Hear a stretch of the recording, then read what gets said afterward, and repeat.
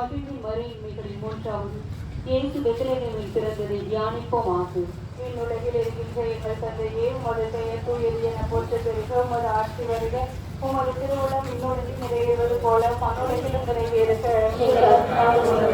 எங்களுக்கு தாரும், எங்களுக்கு எதிராக குற்றம் செய்வோரே நாங்கள் மன்னிப்பது போல எங்கள் குற்றங்களை மன்னியும், எங்களை சோதனைக்கு உட்படுத்தாதேயும், தீமையிலிருந்து எங்களை விடுவித்தருளும்.